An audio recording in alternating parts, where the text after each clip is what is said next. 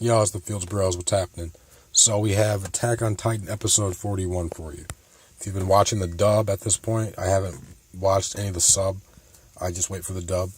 At this point, it's basically been this entire season has been a battle between the scouts and the MPs, and basically the MPs are basically using all their authority, every means that they have to discredit the scouts and just take away their. They're basically trying to just disband the entire regiment. Erwin's been in confinement in jail or whatever for a while now. And it's obviously clear why this is happening. The scouts are the regiment that spearheads human understanding of Titans related things. And obviously we're making headway in these last two seasons. We're learning things. So why would the government, if your intentions are to fix this problem, want to capture the man who's basically been the driving force of this rebellion against the Titans? Obviously, Aaron's a huge factor, but Commander Erwin's tactics are invaluable to the scouts. So basically, if they want to get rid of Erwin, it's because they want the Titans to remain a mystery to the public. They want this to continue. Which means this whole Attack on Titan world is like this by design. Like, it was set up this way. The walls, the Titans outside the walls, everything. They even use fake information and teach all the inhabitants of the walls. You know, they basically give them fake information about the world. They basically think their entire world is this area that they're confined to inside of these walls. No one's ever seen an ocean. Like, you guys know what the story is. But basically, the scouts in episode 41 is where things start to progress a little bit. The scouts manage to cleverly capture a couple MPs, Marlowe and Hitch, and they're able to actually turn them over so they can get information from these guys. And we learn they tell us basically all their bases that they've set up out here. And obviously, Levi needs to we need to interrogate one of the people at the bases to learn where Aaron and Krista are being held at. And why would the MPs know that? Because they're the ones who made the Reeves dude from the Market District assist in the kidnapping to begin with. And we can assume that the Kenny dude has been hired by the people who give the MPs their orders. So the fake court system, the fake ruler system, basically. So they break the stronghold. They break in there. They pick the weakest man area and they breach it. They're able to get one of the captains that are leading that one of those divisions, and he doesn't know where Aaron and Krista are, even after a pretty good beating from Levi, I might add. But he does mention that Kenny Ackerman is Kenny's last name. He says Kenny Ackerman doesn't like to make his business known.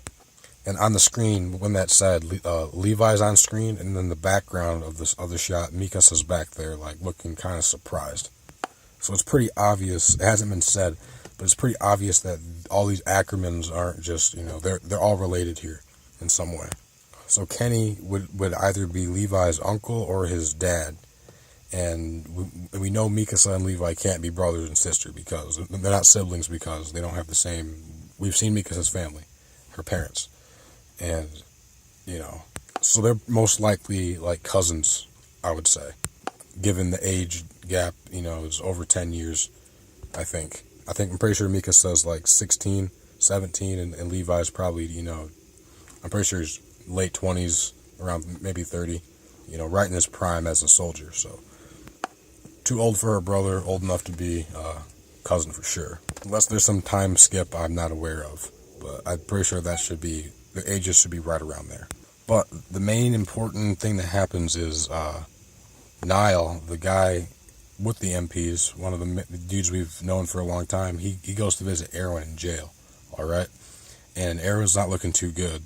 But he says that whatever happens next is out of his hands, and he's left Commander Pixis with a task that he's going to initiate at some point when something happens. And when I'm guessing whenever Pixis does whatever he's gonna do, whatever that is, that's when he says Niall is gonna have a choice. He says But whose choice is it? Is it theirs or your choice? He's insinuating that there's going to be something that happens that Nile is going to have say over, and his decision is going to, influence the outcome of something here, something important, probably around Erwin. But yeah, this Erwin business here, like, I'm pretty sure I saw them putting up, like, the posts that they hang criminals on to execute them. Like, they were installing that, I'm pretty sure I saw in this episode. And at the end of the episode, Erwin's brought to the palace or whatever, where the fake regime is running all this crap from. And they're probably, going to want to execute this guy sooner than later. Just get it over with. That way, from their perspective. Obviously, I don't agree with their perspective. I hope Erwin gets out of this mess. Because Levi and all these scouts, they can't help him. Like, he's out of their reach. The only one who can help him is maybe this Nile dude, like he's talking about. So at this point, the scouts, they've done everything they can do, with their own group, with their own power. At this point, they're going to need some help from, obviously Pixis and obviously this Nile guy with the MPs. Like, we're going to need some other people. The leaders, obviously Pixis is the leader of the Garrison Regiment and Nile the MPs. So you're going to need these other factions, like the non-corrupt people, to actually, speak up on your behalf here, because the government can't be allowed to do this. And, they have the power. They're people in this government. So you're in the position to do that.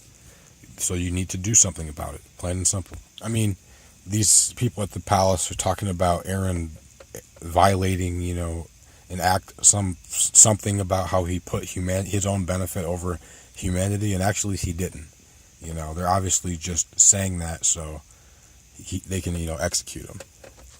Obviously, Aaron's plan was cause damage. There were casualties, but at the same time, it was basically preemptive damage. Damage would have been way more devastating if he didn't do that, and you were subject to breach at any moment by a Titan inside of your walls. You have to flush him out. You got to have the battle be on your timing, not the enemy's timing, if that makes sense. So yeah, this season's pretty interesting. It's been different, to say the least. So we'll leave it at that. Thanks for listening, guys. Later.